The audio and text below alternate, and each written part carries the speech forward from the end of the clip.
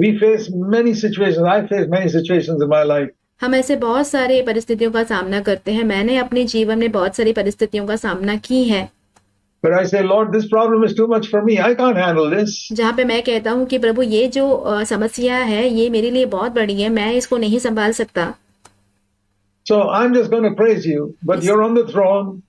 इसलिए मैं आपकी स्तुति करने वाला हूँ क्योंकि आप सिंहासन पर हो। You love me with an eternal love. You chose me before the foundation of the world. आपने मुझे अनंत प्रेम से प्रेम किया है। इस विश्व की नींव डालने से पहले ही आपने मुझे चुना है। You purchased me with the blood of Jesus Christ. आपने मुझे प्रभु यीशु के लहू से खरीदा है। I was not purchased for ₹1,000,000 or anything. With the blood of Jesus Christ. मैं कोई लाखों रुपयों से नहीं खरीदा गया हूँ, परंतु प्रभु यीशु मसीह के लहू से खरीदा गया हूँ। I'm your son. मैं आपका बेटा हूँ। I'm your precious son. मैं आपका अनोखा बेटा हूँ। I praise you that you're my father. मैं आपकी स्तुति करता हूँ कि आप मेरे पिता हो।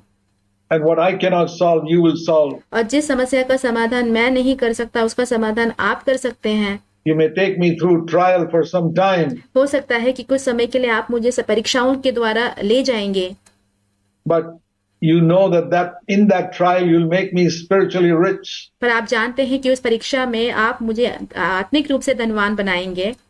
And at the end of it, I'll come out triumphant. So, और इसके अंत में मैं एक विजयी के रूप में बाहर आऊंगा, in expectation of that day which may come only in the future. इसीलिए उस दिन की आशा में जो कि भविष्य में ही आएगा, May not come tomorrow, but it may in the future. हो सकता है कि कल ना आए परंतु भविष्य में आएगा। I'm praising you right now. मैं आपकी स्तुति अभी इसी वक्त करता हूँ। That is faith. यही विश्वास है। Faith is to sing his praise before we see the answer. विश्वास वही है एक जवाब मिलने से पहले ही प्रभु की स्तुति करना। In the Old Testament, they couldn't do that. परंतु पुराने नियम में लोग ऐसे नहीं कर पाते थे। In the Old Testament, they would praise after they saw the answer. और पुराने नियम में हम देखते हैं जवाब मिलने के बाद वो परमेश्वर की स्तुति करते थे।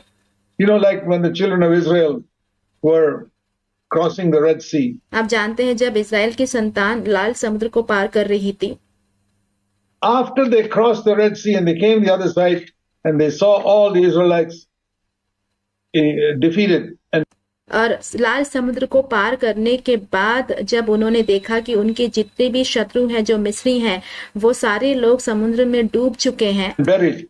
Then they began to sing and praise the Lord. फिर वो परमेश्वर की स्तुति और धन्यवाद करने लगे।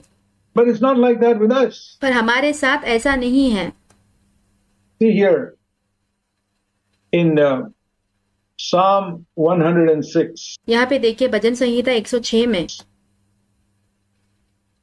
It's a very interesting psalm. एक बहुत ही दिलचस्प भजन संहिता है। Psalm 106. He's talking about the Israelites and the Egyptian armies coming behind Israel in Egypt.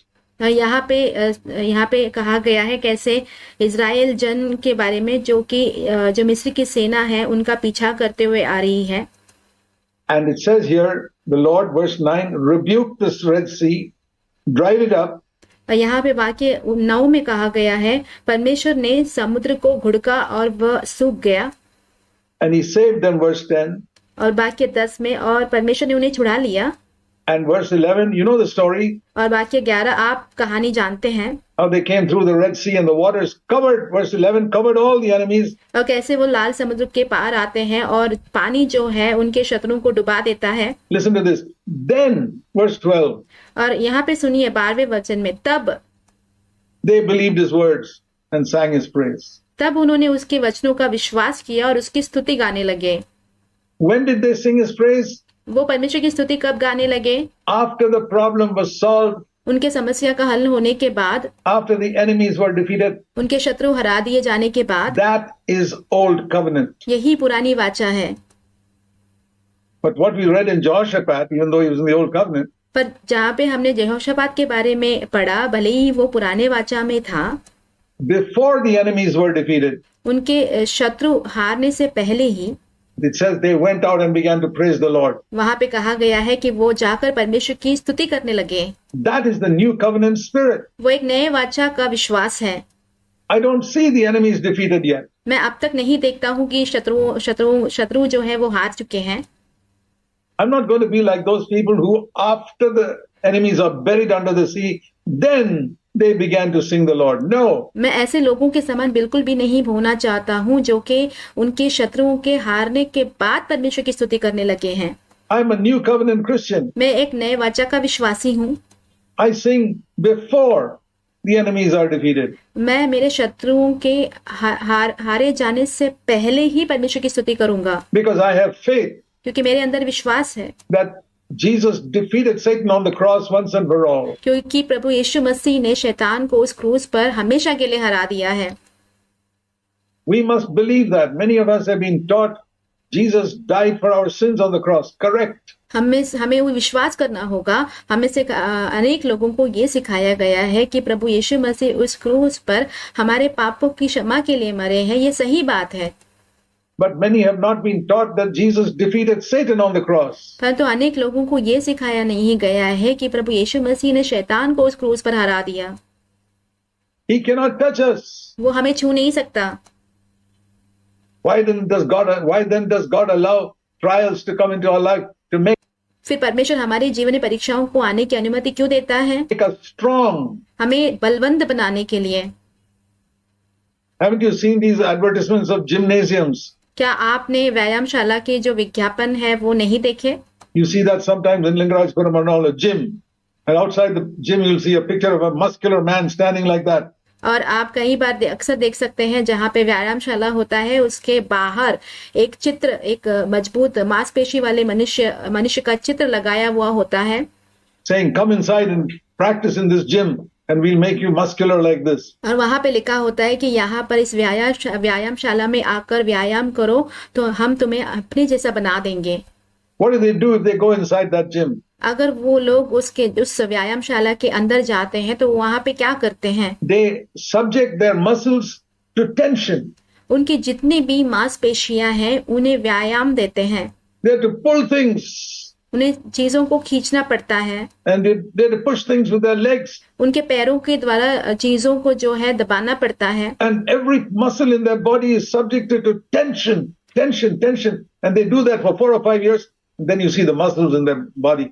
और फिर उन्हें उनके शरीर के जितने भी अंग हैं, मांसपेशियां हैं, उसको व्यायाम कराते ही रहना पड़ता है। जब वो 4 या 5 वर्षों तक ऐसे करते रहेंगे तो आप देख पाएंगे कि उनके जो मांसपेशियां हैं वो मजबूत हो चुके हैं, बलवंत हो चुके हैं।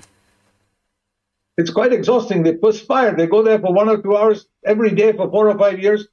And all that they do is subject every muscle in their body to tension.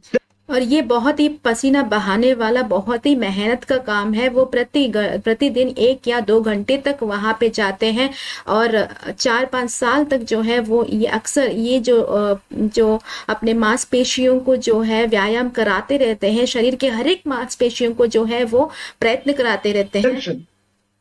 That's how they become strong. ऐसे ही वो मजबूत और बलवंत हो जाते हैं। The principle is exactly the same spiritually. और आत्मिक रूप से ये जो सिद्धांत है इसी के समान है। God has to bring trials into your life. That's the gymnasium. परमेश्वर को आपके जीवन में परीक्षाओं को लाना होगा, यही व्यायामशाला है। That's the gym. यही व्यायामशाला है Where you praise the Lord and your muscles are subject, spiritual muscles are subject to tension.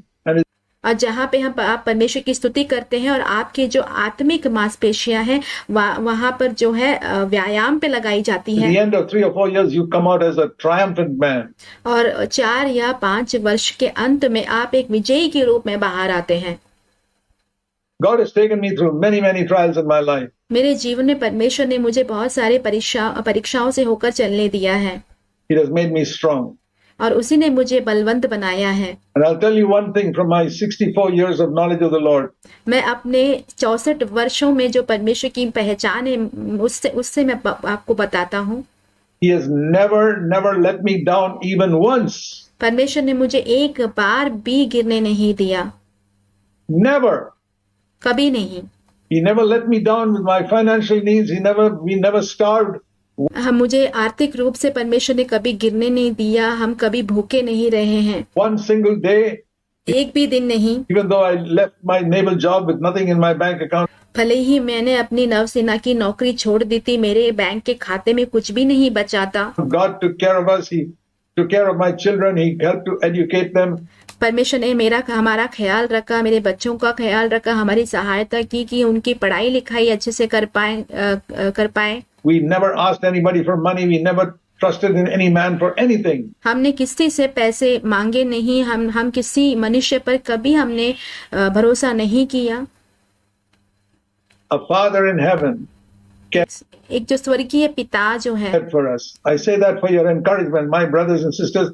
परमेश्वर ने हमारा ध्यान रखा, और मेरे प्रिय भाइयों बहनों, मैं आपको प्रोत्साहित करने के लिए ये कह रहा हूँ। Some of you may be going through struggles and difficulties with your आप में से कुछ लोग जो है परेशानियों से, संघर्षों से जा रहे होंगे। children, or your financial problems, आपके बच्चों के साथ कुछ परेशानी होगी, या तो फिर आपकी आर्थिक समस्या हो सकती है। problem in the office, maybe in your house or your family. आपके दफ्तर में कोई परेशानी हो सकती है, आपके घर में कोई परेशानी हो सकती है, परिवार में कुछ परेशानी हो सकती है, Troubles from different people. I want to tell you in Jesus' name, और अलग अलग लोगों से कुछ भी परेशानी आपको हो रही है, मैं प्रभु यीशु मसीह के नाम से आपसे कहना चाहता हूँ, learn to thank the Lord before you see your problems solved.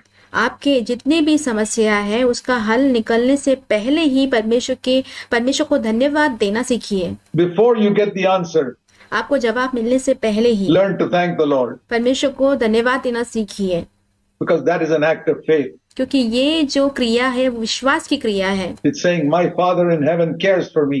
ये वो कहना है कि मेरा जो स्वर्गीय पिता है वो मेरा ध्यान रखता है।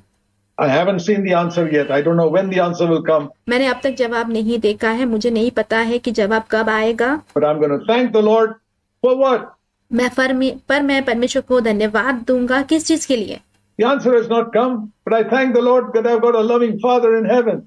मेरा जवाब अब तक आया नहीं है, फिर भी मैं अपने परमेश्वर का धन्यवाद करूंगा, क्योंकि वो मेरा प्रेमी स्वर्गीय पिता है who cares for me, जो मेरा ध्यान रखता है, and he knows exactly what I'm going through right now. और वो जानता है कि सचमुच किस परिस्थितियों से होकर मैं अब गुजर रहा हूँ।